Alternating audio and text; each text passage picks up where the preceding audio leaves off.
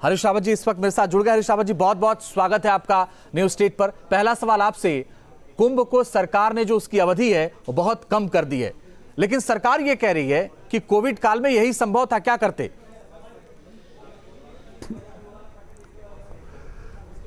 एक बात बताइए, इलाहाबाद का माघ का मेला,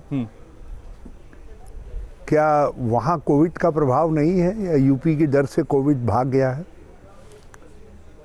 और फिर आपने 28 दिन में सीमित कर दिया कुंभ को, और आप इसको मान लिया 68 दिन करते तो आपको उतना समय और मिलता ताकि जो श्रद्धालु हैं, जो स्नानार्थी हैं, उनको आपको खास पर्वों में ही नहीं लाना पड़ता, बल्कि पर्वों में भी नहाने आ जाते, दूसरे से पवित्र समय में नहाने के लिए आ जाते। तो आपको स्टैगर्ड करने से, ज़्यादा लंबे समय तक कुंभ का आयोजन करने से कोविड से बचने में सहायता मिलती। आप एक कुतर्क को उत्तराखंड के लोगों के गले डाल रहे। असली बात यह है, इनकी तैयारियां थी ही नहीं। ये तो ये मान के चल रहे थे कि कोविड आ गया, अब जो है कुछ नहीं करना है। जो 200-400 करोड़ रुपया कुंभ के लिए था, उसको कोई रंगाई पुताई, कुछ घिसाई, कुछ चिनाई, कुछ उखड़ाई और कुछ माल बनाई में सारी चीज़ें निकल जाएंगी। अब इधर जब इनको लगा नहीं अब तो कुंभ आयोजित करना पड़ता है, तो फिर उसके बाद अब कुंभ को ये रस्म अदायगी कर रहे हैं। ये हरिद्वार कुंभ का अपमान है और ये उत्तराखंड का अपमान है। उत्तराखंड सक्षम है कि वो 68-78 दिन, 108 दिन का कुंभ आयोजित कर सके, जो हमारे साधु संत महात्मा गण कहे। आप महात्मा गणों की भी परिक्रमा करके उनसे कहलवाया जा रहा है कि नहीं ये सीमित कर दिया क्योंकि कोरोना काल है। अरे भाई, कोरोना तो आप यदि पर्व बढ़ा देंगे, समय अवधि बढ़ा देंगे, तो कम लोग आएंगे एक साथ। तो आपको तो कोरोना से लड़ने के लिए समय अवधि को और बढ़ाना चाहिए था, पर्व और उपपर्वों की संख्या को बढ़ाना चाहिए था। साधुओं के शरण में जा कर के उनसे कहते पूछना चाहिए था और कौन से पवित्र दिन हो सकते हैं जिनमें हम कुंभ का स्नान लोगों को करवा सकते हैं। देखिए, कुंभ का अपना महत्म्य है और हरिद्वार के कुंभ का पूरी दुनिया में महत्म्य है। आपने ये अवसर गंवा दिया। आप सलाह दे देते उनको, त्रिवेंद्र सिंह जी को किसी ने वरिष्ठ होने के नाते और अनुभव के नाते। हमारी सलाह जो है भाजपा वालों को विष के समान लगती है, क्योंकि हम वही बात कहते हैं जो सत्य है। और हमने 3 महीने 4 महीने पहले हरिद्वार को अलर्ट कर दिया था कि ये कुंभ नहीं करना चाह रहे हैं, क्योंकि कुंभ की तैयारियों के लिए जो चीज़ें करनी पड़ती हैं वो 6 महीने साल भर पहले से उसका असर दिखाई देता है। ये तो करना ही नहीं चाहते थे। ये तो पहले दिन से ही हाथ झाड़ रहे थे कुंभ से जो है। हरीश रावत जी, जो चमोली में हादसा हुआ और सरकार ने जिस तरह से उस हादसे से सरकार निपटी, जी, तरीका ठीक लगा आपको या बेहतर तरीके से हादसे से निपटा जा सकता था? देखिए, फर्स्ट 2 डेज एक्सेप्ट NDRF सब ने बहुत अच्छा काम किया, इंक्लूडिंग चीफ मिनिस्टर। पहले 2 दिन कुछ समन्वय भी दिखाई दिया और बड़ा प्रॉम्प्ट एक्शन रहा सबका। लेकिन 2 दिन के बाद जब असली टेस्ट प्रारंभ हुआ, आप जो है लेआउट प्लान ही नहीं ले पाए NTPC से। आपको ये जानकारी नहीं थी कि टनल कितनी जगह खुल रही है, कितनी जगह नहीं खुल रही है। इसमें टनल के अंदर और भी कुछ ऐसे स्केप चैनल इत्यादि बनी हुई हैं, उनका कैसे उपयोग करना है। आपके पास ड्रिलिंग मशीन नहीं थी। मैं कहता हूँ ड्रिलिंग की आवश्यकता थी या नहीं थी, ये सेकेंडरी बात है। NDRF के साथ वो सारी मशीनरी आनी चाहिए थी। पानी को और कीचड़ को फ्लश आउट करने वाली मशीनें आनी चाहिए थी। ऐसी JCB वहाँ पर पता नहीं किस ठेकेदार की पकड़ के लाए जो ख़राब हो गई गर्म हो जा रही थी, हीटअप हो जा रही थी चलते चलते जो है। आपके पास वैकल्पिक जेसीबी नहीं थी वहाँ पे जो, तो इन्होंने प्रारंभिक जो अवसर था वो गंवाया। और आज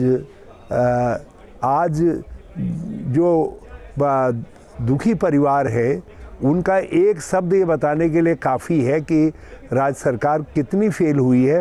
वो कह रहे हैं कि हमारे लोगों को जीवित आप नहीं दे सके, लेकिन हमको मृत्यु तो दे दीजिए। आप एक टनल में फंसे हुए लोग हैं, आप उनके शव नहीं निकाल पा रहे हैं। सबके जो है 300 मीटर की भी टनल नहीं है।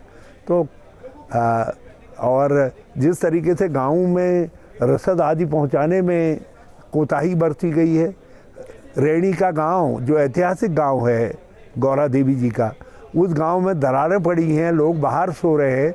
आप उनके रहने के लिए कहीं पर तपोवनी में कहीं और ऐसी स्थायी व्यवस्था करते थे ताकि वो अनिश्चय में उनको सोना नहीं पड़ता।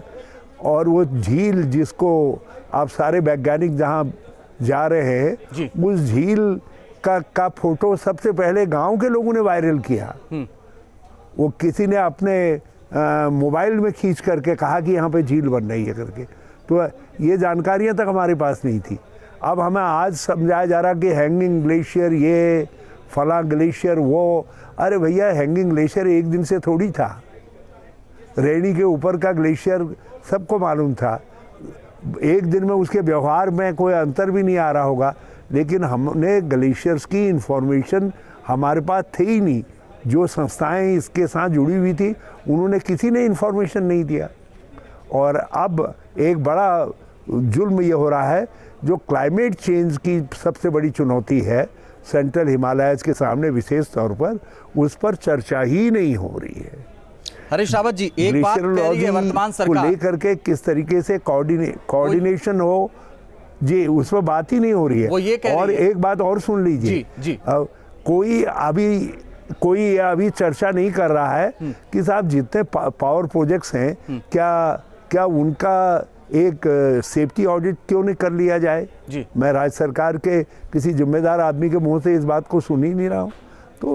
तो आगे के जो सबक हैं, आप आपदा को रोक नहीं सकते थे, बल्कि आपदा से कुछ लोग बचाए जरूर जा सकते थे यदि टाइमली आप के पास इंफॉर्मेशन होती। यही सवाल वो लोग भी कर रहे हैं कि आपदा को रोक नहीं सकते थे, लेकिन कुछ लोगों को बचाया जा सकता था।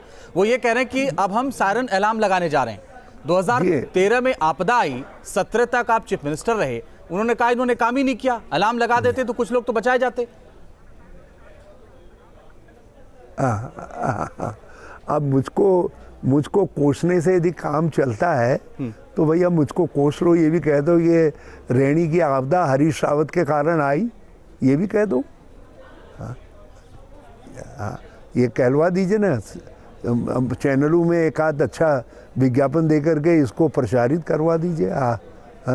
लेकिन देखिए 2016 तक हमने जो कुछ किया वो केदारनाथ में दिखाई दे रहा है।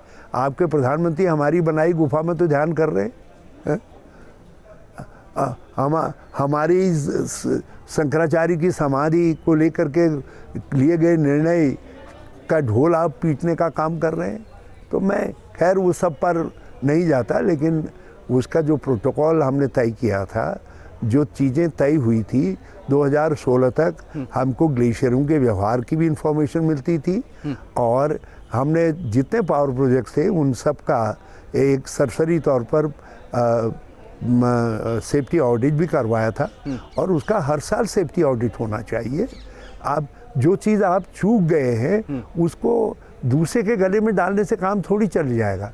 आगे के लिए सुधारना पड़ेगा, आगे के लिए सुधार करिए उसमें। और हम इन बातों को केवल इसलिए नहीं कह रहे हैं कि कहना है, हम तो सुधार के लिए कह रहे हैं।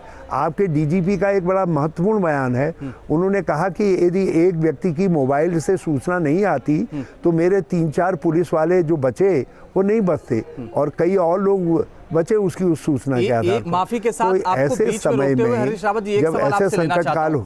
कांग्रेस के अंदर के आप कह रहे हैं मुख्यमंत्री का चेहरा घोषित कर दीजिए जी, आप कह रहे हैं हम चुनाव भी नहीं लड़ेंगे और पार्टी ये कर नहीं रही है। ऐसा लग रहा है आपकी पार्टी के अंदर सुनी ही नहीं जा रही है। हकीकत क्या है? देखिए, ये चीज़ें एक सैद्धांतिक प्रश्न है और मैंने पूरे देश के संदर्भ में एक सैद्धांतिक प्रश्न उठाया है। मैं इसमें जब समय आएगा तो ये बात ये जो उचित फोरम है इसका वो इस पर चर्चा करेगा। आप चुनाव लड़ेंगे या नहीं लड़ेंगे? चर्चाएं होती हैं जब नहीं, मेरी बात सुन लीजिए जी। जब ये इस बात पर चर्चा होगी, देखिए मैंने दो फैक्ट्स आज सारे देश में चर्चा में आ गए। एक तो ये चर्चा में आ गया कि मोदी ही म्यूनिसिपैलिटी का भी चुनाव लड़ते हैं, विधानसभा का भी लड़ते हैं, लोकसभा का भी लड़ते हैं। किस तरीके से मोदी को म्यूनिसिपैलिटी से हटाया जाए, किस तरीके से विधानसभा के चुनाव से हटाया जाए, ताकि लोकल वर्सेस लोकल हो। माफी के साथ जी आपको बीच में स्थानीय रोक रहा हूं, मेरे पास नेता वर्सेस स्थानीय नेता। बहुत बहुत शुक्रिया, बहुत बहुत शुक्रिया आप हमारे साथ जुड़े, हमसे बातचीत करने के लिए बहुत बहुत शुक्रिया आपका।